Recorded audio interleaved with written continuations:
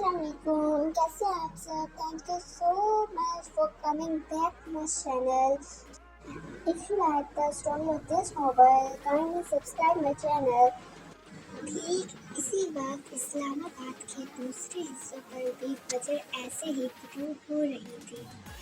इस upper middle class colony में एक घर की खिड़कियाँ नीले अंधेरे में रोशन थी. छोटे से लॉन के सामने लाउंज की खिड़की नजर आती, मगर घर की बगली गली से अंदर जाओ तो पहले किचन का बंद दरवाजा आता और फिर एक बेडरूम की खिड़की, जिससे चेहरा लगाकर देखो तो अंदर लैंप चल रहा था और कारपेट पर एक लड़की नमाज पढ़कर सलाम कर रही थी. बेड की साइड टेबल के जलते लैंप के साथ मोबाइल, पानी और चंद दवाइयाँ रखी थी. ऐसी दवाइयाँ जो गुर्दे का वो मरीज इस्तेमाल करता है जिसको डोनर यानी किसी दूसरे का गुर्दा लगा हो.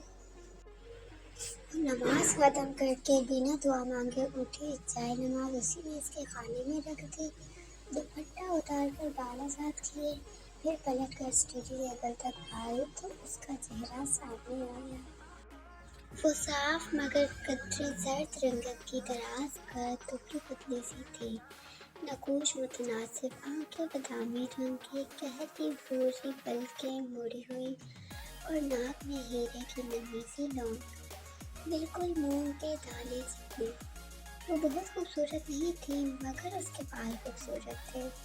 गहरे भूरे सर से कान तक सीधे और फिर मोटे मोटे कर्ल्स की सूरत कंगरियाले हो जाते. वो स्टेप्स में थे, सामने से थोड़ी तक, फिर कंधों तक और पीछे से कमर तक हाथ. उसने अलमारी खोलकर एक फाइल निकाली और बेध्यानी में एक डब्बे को लटका दिया, जिससे अखबार के चंद तराशे फिसल कर बाहर गिरे. क्योंकि उसने देखा नहीं था सो स्टडी टेबल पे आ बैठी और फाइल खोल ली.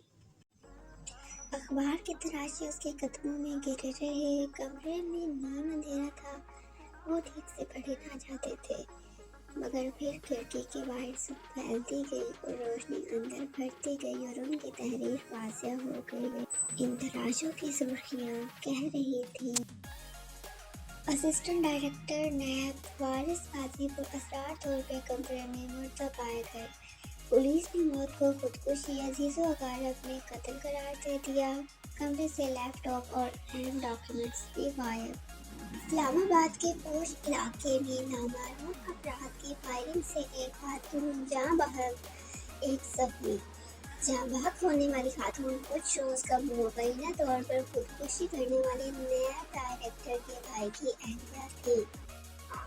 जख्मी खातून के दोनों गुर्दे फायरिंग के नतीजे में ज़ाया हो चुके हैं. नीज उनका ताल्लुक नैब डायरेक्टर के कत्ल का मामला हल. पुलिस ने तेरे भाई फारिस गाजी को गिरफ्तार कर लिया. पुलिस के मुताबिक अपनी बीवी और रिश्तेदार खातून पे हमले के पीछे भी इसी का हाथ. दो हाथों ने तेजी से वो कागज समेटे और उनको डब्बे में डालते हुए अलमारी बंद की, फिर सीधी होकर खड़ी हुई.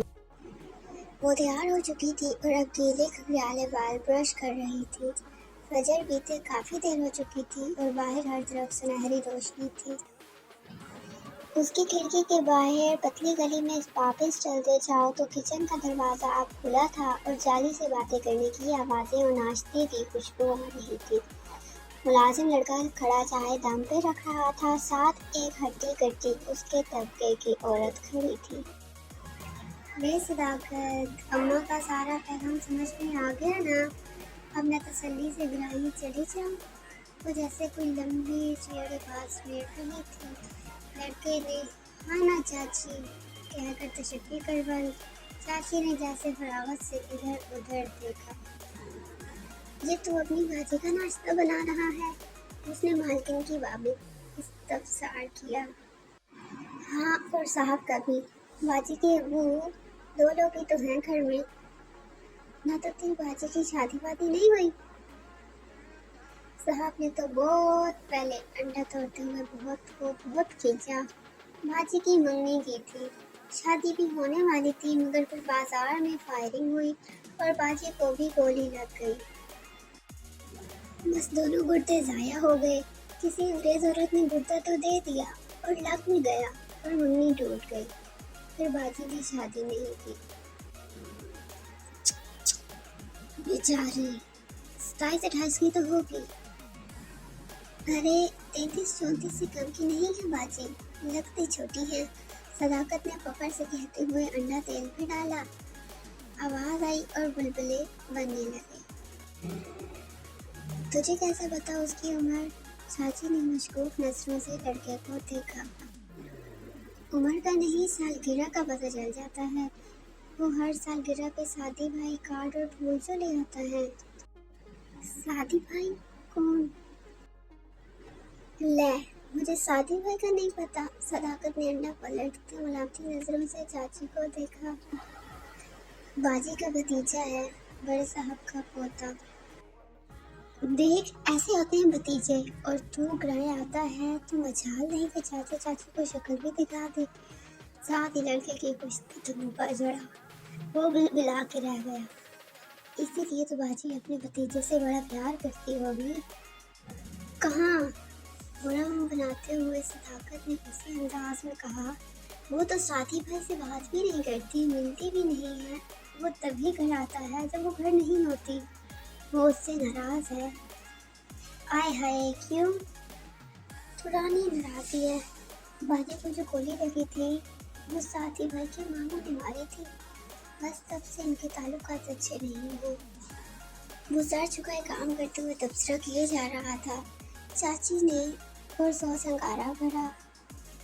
तो इसीलिए बाजी के भाई का खानदान उनके साथ नहीं रहता। ओह नहीं चाची, वो तो हमेशा से अलग रहते थे। फिर खानदान में और है भी कौन? बाजी के एक ही भाई थे, शादी के अबू। अरसा हुआ बहुत हो चुके। उनकी वफात से भी सालों पहले इन्होंने घर अलग कर लिया था। उनकी बीवी की अपनी सास मतलब बाजी की मरहुमा अम्मी से नहीं बनती थी। फिर भी बाजी बड़ा ख्याल किया करती थी अपने भतीजों का। साथ ही भाई के 3 बहन भाई हैं। ये बस अब कुछ ही सालों से उनकी बोल चाल। सदाकत, अगर आप हमारे शिष्टा नसब पर रोशनी डाल चुके हो तो नाश्ता टेबल पे लगा दोगे? सदाकत के हाथ से चिमटा गिरते गिरते बचा। चच्ची भतीजा घबरा कर पलटे।